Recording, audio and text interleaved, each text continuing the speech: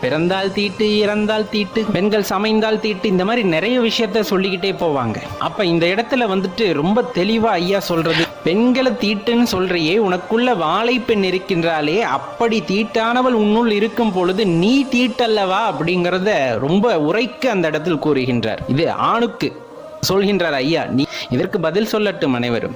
ஏன்னா யோகத்தில் இருப்பவர்களுக்கு நன்றாக தெரியும் அம்மா வாழைப்பெண்ணை பற்றி. அப்ப கட்டாயமா நம்ம தெரிந்து கொள்ள வேண்டியது, சிவ வழிபாட்டில் சிவபெருமானை வழிபடுவதில் ஆண் பெண் என்ற பேதமோ, மனிதன் மிருகம் மரம் என்ற பேதமோ எதுவும் கிடையாது. கல்லானாலும் இறைவனை நினைத்து விட்டால் அது கடவுளாகின்றது, மரமானாலும் இறைவனை வணங்கிவிட்டால் அது தலவிருட்சமாக இறைவனாகவே மாறுகின்றது. அதே போலத்தான் நீங்க எறும்பு, யானை, இந்த மாதிரி எல்லா உயிரினங்களையும் எடுத்துக்கொள்ளுங்க. எறும்பீஸ்வரர், ஈங்கோய் மலை, இன்னும் அடுக்கிக் கொண்டே போகலாம்.